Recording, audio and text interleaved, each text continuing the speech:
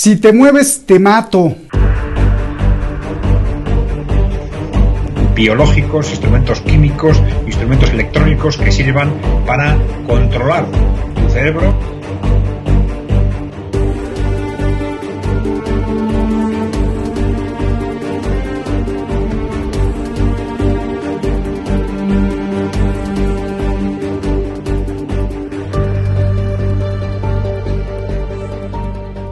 Si te mueves, te mato. Esto es gravísimo y ahí me gustaría hacer una pregunta en la profundidad que nos llevas en tu campo de estudio, Adrián. Si te mueves, te mato, está acabando con todas las expectativas económicas, es más, al revés, está haciendo un boom multimillonario, y estoy hablando de la serie Los Juegos del Calamar. Hay quien dice que esto no es solo un negocio financiero en Netflix, porque ha batido récords de audiencia, sino que esto es un proceso de aleccionamiento y de entrenamiento deshumanizante para la sociedad. Es decir, que cada vez nos aleccionan para perder los sentimientos humanos, y pues si te mueves te mato, ¿no? Como se ve en esta serie tan desgarradora y sangrientamente o desalmadamente. ¿Qué posibilidad hay de que ese mundo financiero, Adrián, esté coludido justamente con esto que estamos diciendo, y que en el producto de la cara bella, a través de la televisión o de las series televisivas, pues la gente crea que se está divirtiendo con series como esta? ¿O es solamente una mera especulación, o podría ser? Adrián, adelante. Yo creo que es más que una mera especulación. No quiere decir que en este caso concreto, bueno, habría que tener más información para hacer afirmaciones concretas, pero que sí, efectivamente, puede ser perfectamente. En realidad no es algo tan nuevo. Sabemos que en toda la historia de Hollywood, por ejemplo, el objetivo de manipular la opinión pública, de orientar a la opinión pública en unos determinados patrones, ha sido una constante durante varias generaciones. Y situándolo un poco en el contexto en el que hemos hablado al comienzo del programa, ese intento de manipular a la opinión pública ahora parece que para la élite corporativa se está convirtiendo en algo tremendamente urgente. Yo creo que estos pasos tan rápidos uno detrás de otro, comenzando por el gran reinicio del proyecto Gran Reinicio del año pasado, la forma de exponerlo, la censura cada vez más descarada en redes sociales, son todos pasos que nos están revelando hasta qué punto esa élite corporativa está aterrorizada. Y en ese está aterrorizada porque piensan que tiene un alto riesgo de perder el poder, ¿no? Y como decía alguno, para ellos perder el poder puede ser acabar colgados de las farolas, ¿no? En esa situación todo es posible.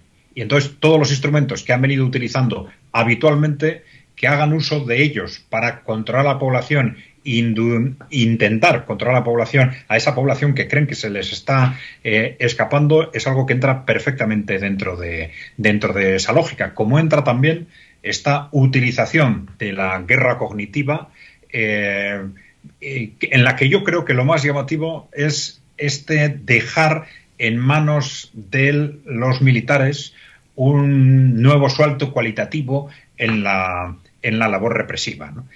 Seguramente es esa justificación bélica la que entienden que en este caso es la que les va a permitir, realizar una serie de actuaciones que les iba a resultar mucho más difícil quizás en el ámbito policial, judicial, etcétera, ¿no? Entonces, con el manto de cobertura de una posible guerra, de un enemigo exterior, seguramente están haciendo planteamientos relacionados. Primero, son dos ámbitos. El primero podría ser más o menos explicable porque algún tipo de guerra o de utilización de armas neuronales cognitivas, yo creo que de alguna forma todos los gobiernos recientes han hecho. Pero esto es, primero, hacer una utilización de ese tipo de armas, y es plantear un peinado sistemático de tu propia población desde el punto de vista de la utilización de datos, de la información que utiliza, de las opciones de guerra híbrida, en general, de hacer un peinado de tu población, de privar a tu población de los derechos de privacidad y, además, amenazándole con utilización agresiva de armas neuronales contra ellos mismos, contra tu propia población, ¿no? Sin descartar instrumentos biológicos, instrumentos químicos, instrumentos electrónicos que sirvan para controlar tu cerebro y manipularlo, ¿no? Esto es algo, yo creo que es algo tremendo. Adrián. Como digo, el contexto actual es el que no nos permite descartar absolutamente nada. Estamos viendo cada mes, y esta misma semana hemos visto cómo ha habido nuevas declaraciones de referencias, vamos a decir, mundiales, pidiendo a gritos a las redes sociales que, por favor, censurad todavía más, ¿no? No sé si habéis visto la información de un líder religioso mundial pidiendo a las redes sociales, por favor, censurad todavía más, ¿no? Yo creo que es un referente muy claro de en qué contexto estamos, en el que lamentablemente todo es posible. Te preguntaba personalmente, ¿te lo imaginabas hace 20, 30 años, Adrián? Y los expertos de la guerra dicen que toda guerra, para poder ganarla o por lo menos para poder establecerla, se necesitan recursos. ¿Tienen recursos estos señores de la guerra para este sexto nivel de guerra cognitiva o no hay? Porque esto es carísimo, estamos hablando de un peinado, como dices, mundial. Sí. Bueno, vamos a ver, hace 20, 30 años seguramente vivíamos en un contexto en el que no pensábamos que esto era algo posible, desde luego, a medio plazo. Tendríamos que situarnos en lo que para entonces nosotros era pues un auténtico cambio civilizatorio, ¿no? Pero es que ahora estamos en ese cambio civilizatorio, ¿no? En ese cambio en una situación de crisis de una civilización que se está hundiendo, y por eso son a la vez momentos de grandes esperanzas y de grandes riesgos, ¿no?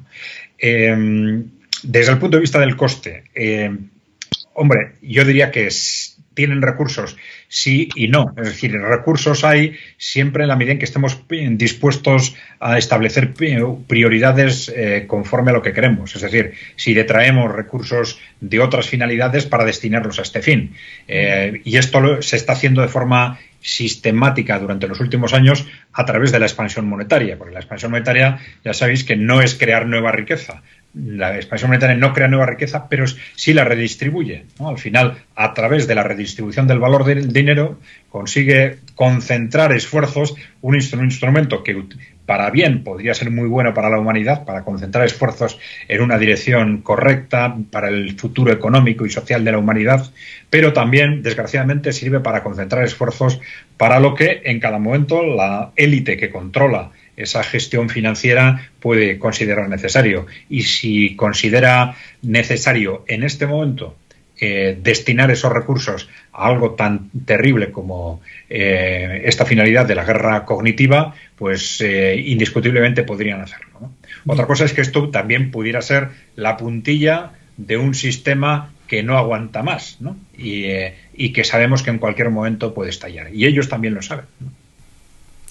Gracias, Adrián. Francisco, pues ya nos vamos. Tu conclusión, cosas que no hayamos dicho, que se nos hayan escapado, donde quieras ahondar más. Y también te pregunto, no creo que los rivales, es más bien, la pregunta es al revés. ¿Tú crees que solamente sea Estados Unidos y sus amigos de la OTAN o los aliados los que están previendo hacer esta guerra cognitiva, o también Rusia y China tienen esta tecnología? No creo que sean medio tontos y se queden cruzados de manos y no la tengan, ¿no? Y si es así, pues entonces quien va a sufrir es el pueblo mundial, ¿no? Porque vamos a quedar atrapados en un fuego cruzado mental, llano de balas.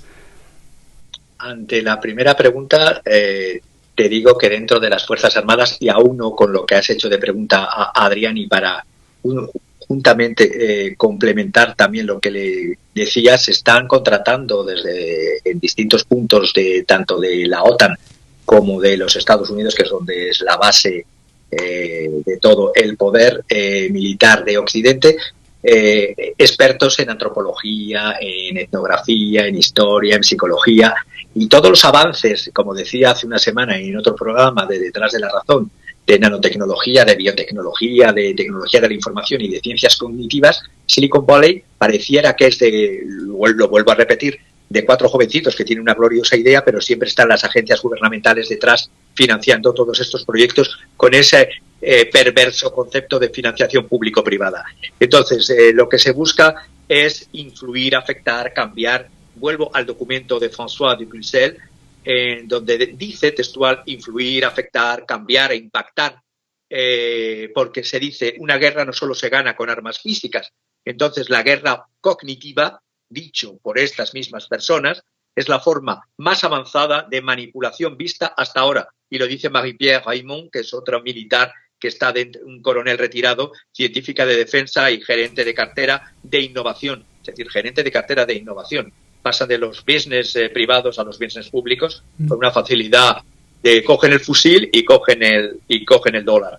Entonces, para terminar, en este documento o estos documentos, también he leído, y se me ponían los pelos como escarpias, que se busca también fracturar, fragmentar sociedad, romper sociedades, someter las voluntades colectivas, niveles de resistencia al sometimiento o a la servidumbre, sembrar dudas sobre atacar a quienes siembren dudas sobre la gobernabilidad, buscar quienes subvierten los procesos democráticos, quienes provocan que no sean los nuestros disturbios civiles, quienes instigan movimientos separatistas que no sean los nuestros, quienes inducen narrativas de conflicto que no sean las nuestras.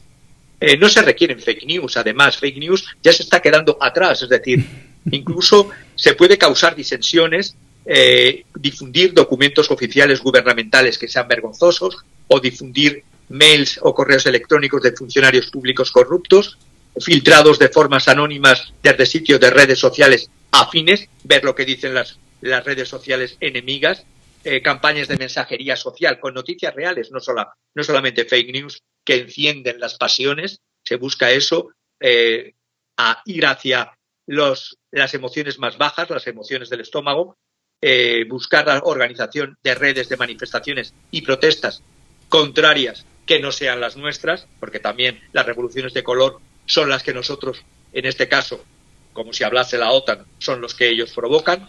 Y por último, yo recomendaría, porque siempre me gusta recomendar libros para que la gente lee y escuche música y lea, porque también es una desintoxicación.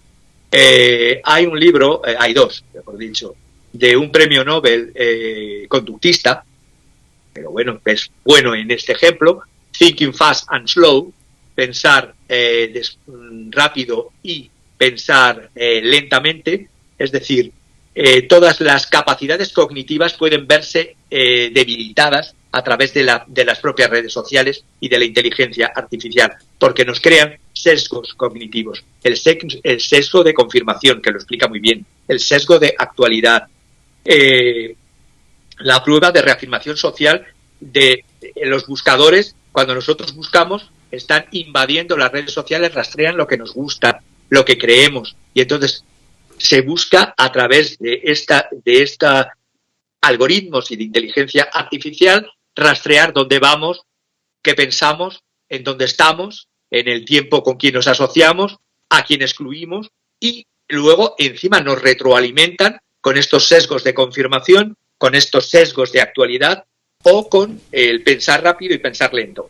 Recomiendo este libro, Pensar rápido, pensar lento, de Daniel Kahneman, y el último que ha publicado, que se llama Ruido, como a través del ruido de las redes sociales se manipula a la ciudadanía y se les dirige por donde se quiere en el caminito de las servidumbres voluntarias que tiende la Boétie en el siglo, amigo de Montaigne, ya denunciaba en el siglo XVI, y que ahora con las técnicas de inteligencia artificial pues se tiende la Boétie, estaría el hombre desquiciado. Ya no serviría su libro, que siempre sirve, de la servidumbre voluntaria, como lo explica, sino que habría que ver cómo estas fuentes de noticias, estos motores de búsqueda, nos recondicionan sin que nosotros queramos. Bien. Pues ante lo que dices me quedo así impávido y no tengo más que decir que espero que a mí no, y espero que a ti ni a Adrián les dé miedo y sigamos denunciando y alzando la voz, porque lo que pintas es cállense los que piensan y los que tienen crítica, ¿no? Y hablando de lo que tú decías, Adrián, de este salto cuantitativo que has descrito muy bien y que Francisco nos los ha explicado también muy bien. Por cierto, la idea del programa es de Francisco, que escogió este tema y lo propuso. Gracias, Francisco. Yo te quiero preguntar, Adrián, si Rusia, con lo que dices de su poder tecnológico militar, y si China, con su poder económico, que están desafiando a Occidente, están o se quedaron desde hace tiempo cruzados de brazo y no vieron venir esto, o también ellos tienen su plan de guerra cognitiva, y entonces, lo que le pregunté a Francisco, si es así, el pobre pueblo mundial que ni la debe ni la teme, que no tiene nada que ver con esto, pues es el que va a estar destinado a sufrir, algo así como la película de los Juegos del Hambre, que ya le he citado varias veces, que vimos, ¿no? Decía Francisco, en los negocios no hay enemigos, pero si se trata de que la gente proteste, ahí sí. A ver. Bueno, vamos a ver, yo creo que hay dispositivos con capacidad de incidencia en el cerebro, yo creo que se han utilizado por servicios de inteligencia, muchas veces, además de por los ejércitos desde hace tiempo, dispositivos electrónicos, sónicos, etcétera, ¿no? Sobre qué es lo que están desarrollando los distintos ejércitos sabemos limitadamente, porque hay muchas cosas que mantienen en secreto durante un cierto tiempo, ¿no? Pero yo doy por supuesto que efectivamente desde un punto de vista ofensivo-defensivo en la relación internacional, tanto China como Rusia estarán también seguramente trabajando en armas de guerra similares, que tengan efectos similares. Pero claro, aquí hay una segunda vertiente, que es lo que repetidamente hemos comentado que es alarmante de este tema, y es que este planteamiento de la OTAN no está enfocado realmente contra China y Rusia, sino que se toma a China y Rusia como pretexto para actuar contra la propia población occidental. Yo creo que esto es lo terrible. Está diciendo, como hay nuestra población, incluso sin darse cuenta, puede estar influida por el enemigo exterior, vamos a desarrollar toda una batería de armas y de medidas dirigidas contra ¿quién? Contra nuestra propia población. Eso es lo tremendo, ¿no? De todas formas, si me dejas terminar, yo sí creo que aunque parezca difícil en un tema como este,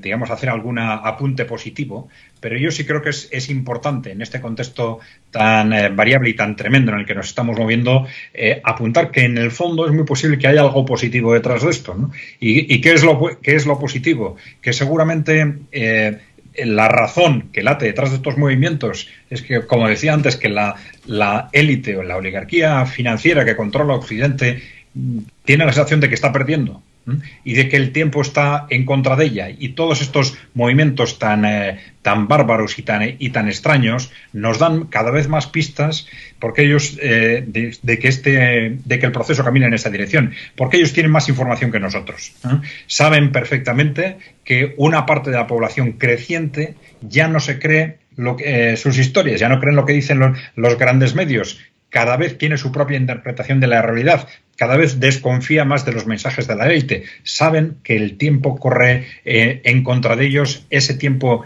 es cada vez más corto, y yo creo que el saber que están perdiendo esa guerra interna, esa guerra con su propia población, es lo que les mueve a hacer, a desarrollar proyectos tan bárbaros como este, ¿no? Yo creo que esa vertiente positiva de todo esto es importante subrayarla con nuestra audiencia, ¿no?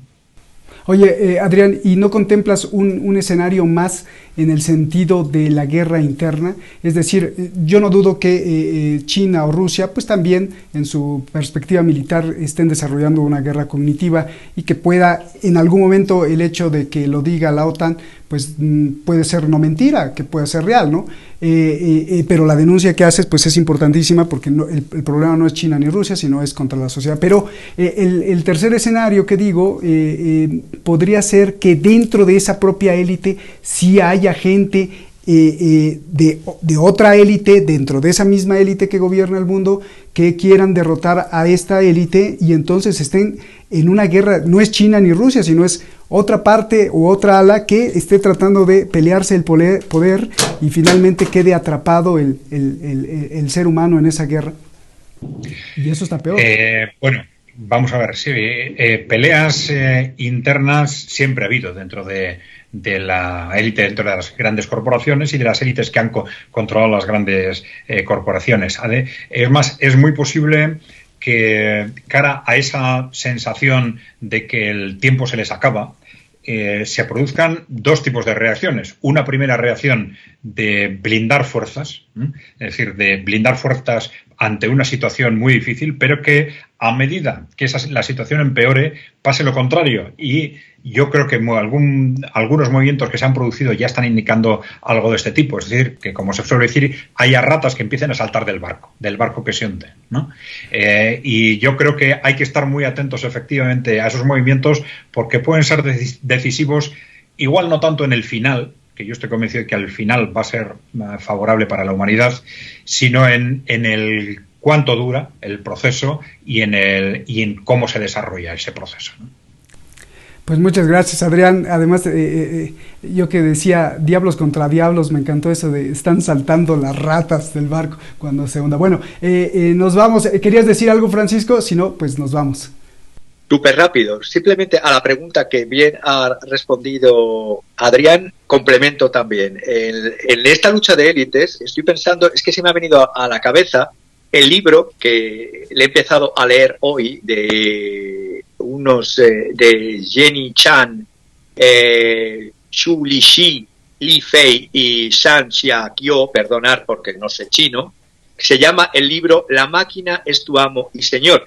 Tiene que ver con los suicidios que hubo en la ciudad fábrica donde se produce, que trabajan en Shenzhen para la Foxconn, para los fabricantes de componentes electrónicos, para Apple, para Amazon, para Google, los suicidios que hubo en 2010. Personas sometidas, trabajadores a un taylorismo extremo.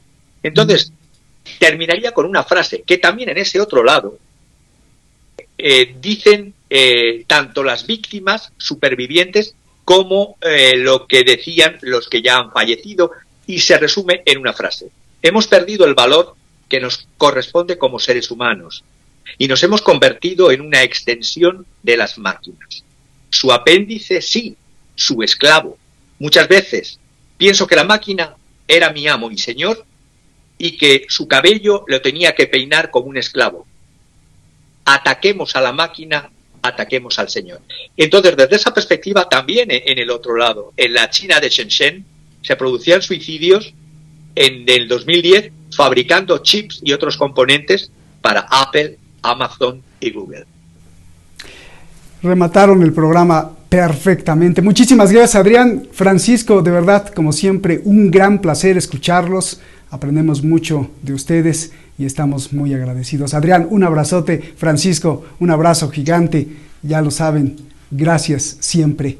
Abrazos eternos. Y gracias a usted por estar con nosotros. Gracias por seguir defendiéndonos y protegiéndonos. Y cada vez más o cada día más somos más escuchándonos, criticándonos, que de eso se trata. Buenas noches.